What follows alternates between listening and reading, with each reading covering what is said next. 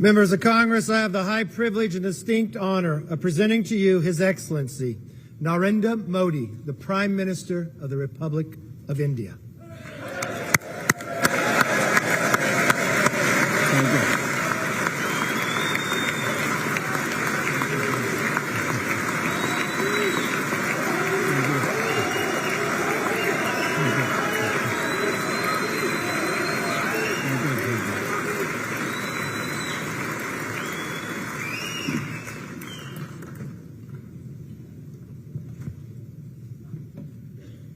Mr. Speaker, Madam Vice President, distinguished members of the U.S. Congress, ladies and gentlemen, Namaskar.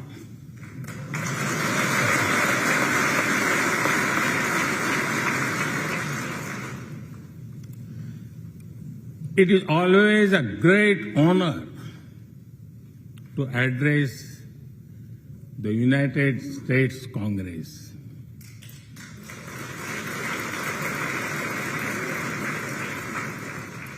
It is an exceptional privilege to do so twice.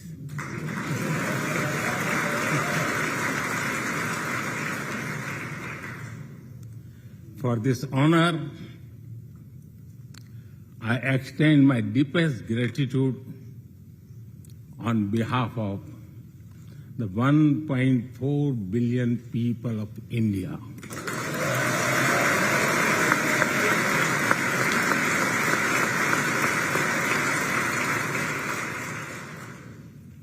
I see that nearly half of you were here in 2016. I feel your warmth as old friends. I can also see the enthusiasm of a new friends in the other half. I remember Senator Harry Reid, Senator John McCain, Senator Orrin Hatch, Elijah Cummings, Elsie Hastings, and others who I met here in 2016 and who are sadly no longer with us. Mr. Speaker,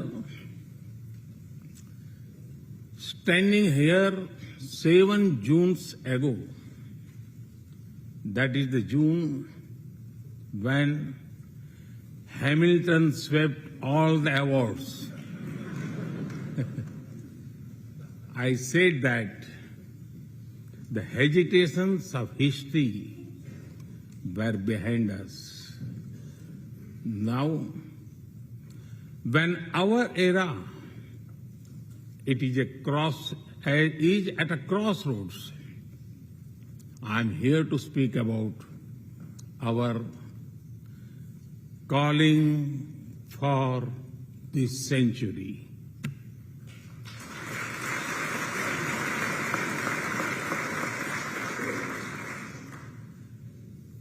Through the long and widening road that we have traveled, we have made the test of friendship. A lot has changed since I came here 7 summers ago. But a lot has remained the same, like our commitment to deepen the friendship between India and the United States.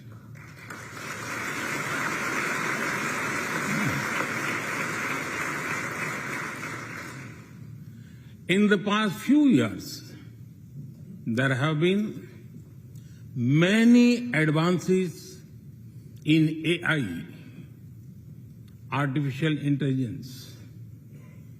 At the same time, there have been even more momentous development in another AI, America and India.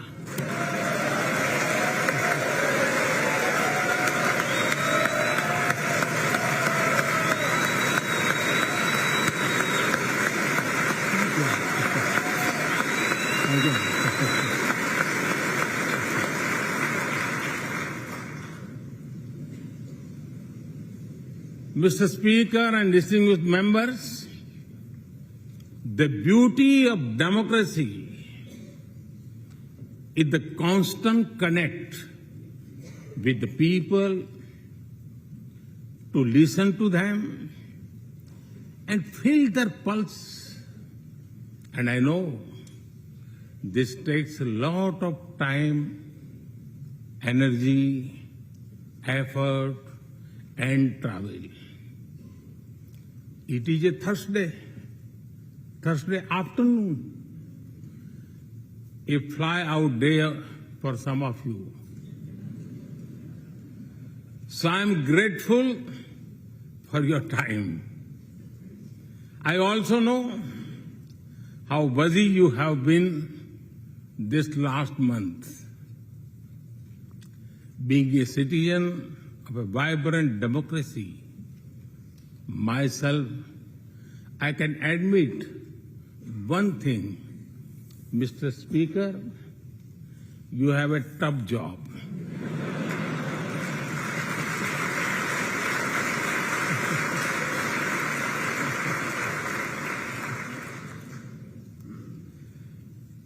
I can relate to the battles of patience, persuasion, and policy.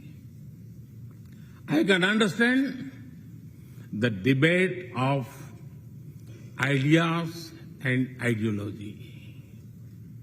But I am delighted to see you come together today to celebrate the bond between world's two great democracies, India and the United States. Thank you.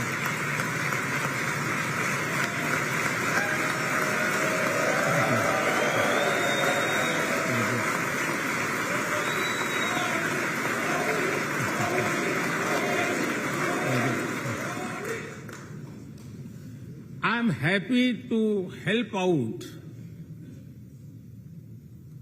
I'm happy to help out whenever you need a strong bipartisan consensus.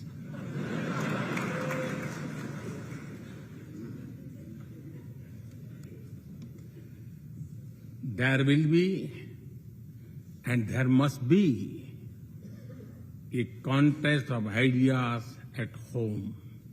But we must also come together as one when we speak for our nation.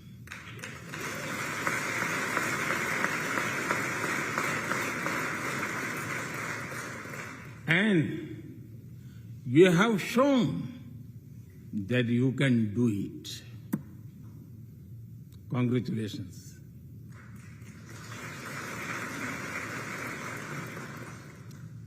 Mr. Speaker,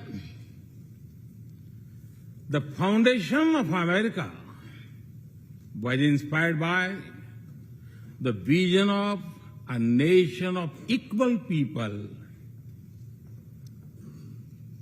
Throughout your history, you embraced people from around the world, and you have made them equal partners in the American dream.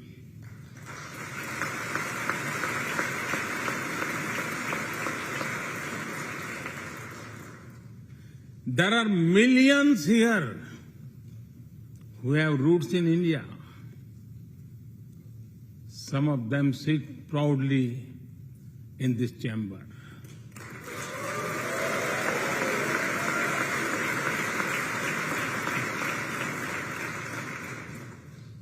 And there is one behind me. who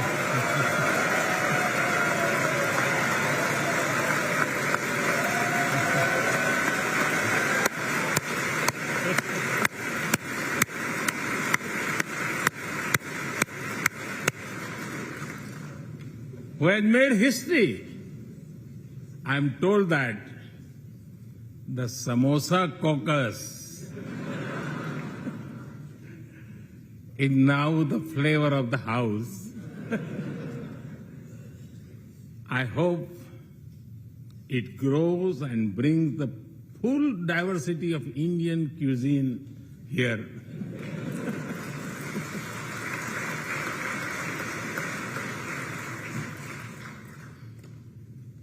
Over 2 centuries, we have inspired each other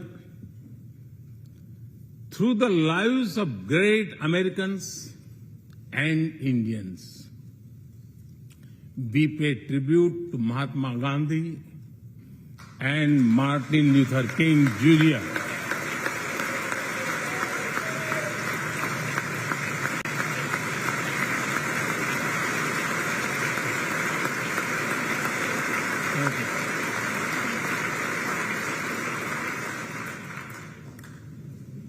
We also remember many others who work for liberty, equality, and justice.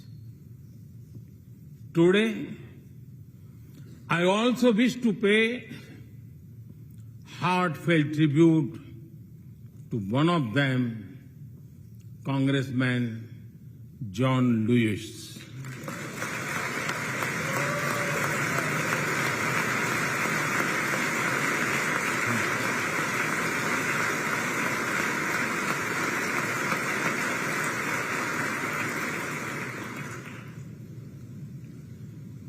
Mr. Speaker, democracy is one of our sacred and shared values. It has evolved over a long time and taken various forms of systems. Throughout history, however, one thing has been clear. Democracy is the spirit that supports equality and dignity.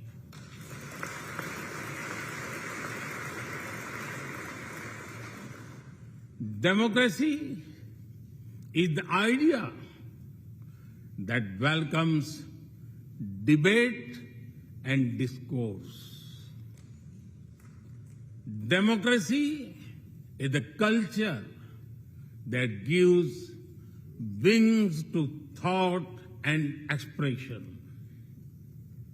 India is blessed to have such values from times immemorial. In the evolution of the democratic spirit, India is the mother of democracy.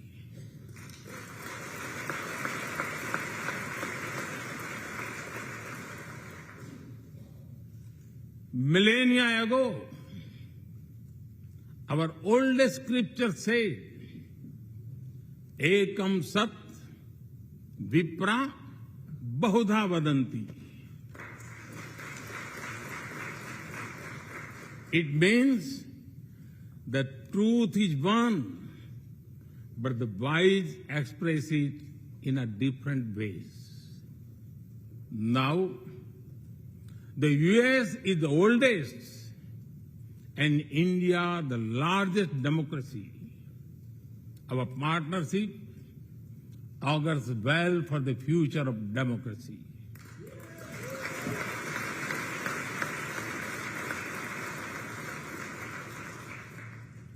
Together, we shall give a better future to the world and a better world to the future.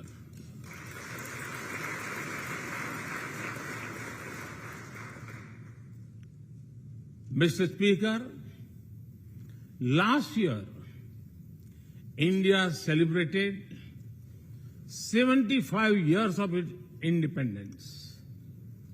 Every milestone is important, but this one was a special. We celebrated a remarkable journey of over 75 years of freedom after 1,000 years of foreign rule in one form or another. This was not just a celebration of democracy, but also of diversity. Not just of constitution, but also of its spirit of a social empowerment. Not just of our competitiveness and cooperative federalism, but also of our essential unity and integrity.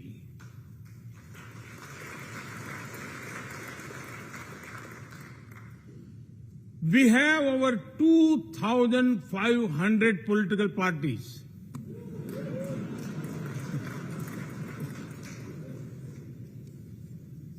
Yes, you heard that right. 2,500. About 20 different parties govern various states of India.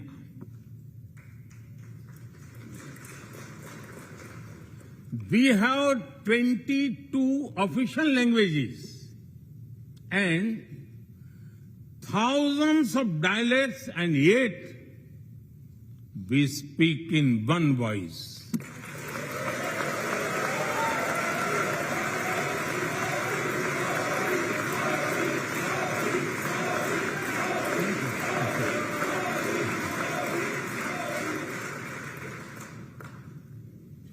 Every 100 miles, our cuisine changes.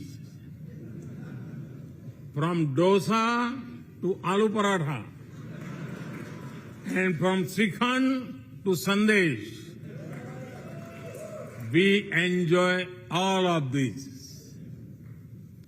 We are home to all faiths in the world, and we celebrate all of them.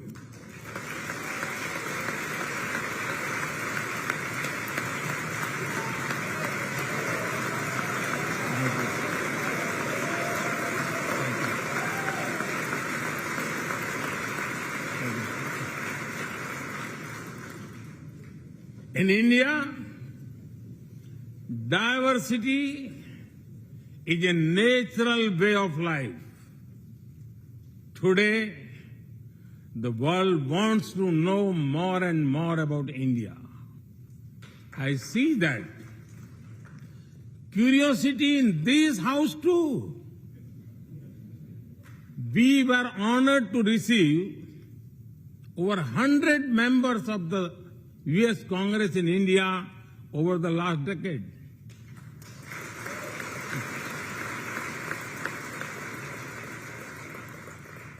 Everyone wants to understand India's development, democracy, and diversity. Everyone wants to know what India is doing right and how.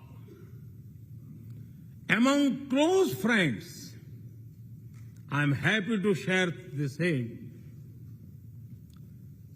Mr. Speaker, when I first visited the U.S. as a Prime Minister, India was the 10th largest economy in the world. 10th.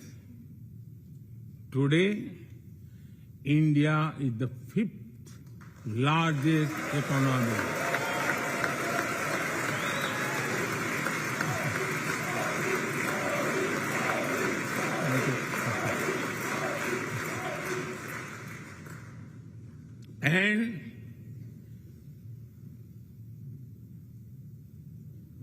And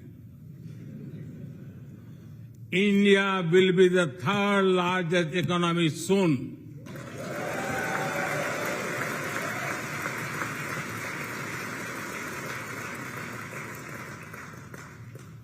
We are not only growing bigger, but we are also growing faster. When India grows, the whole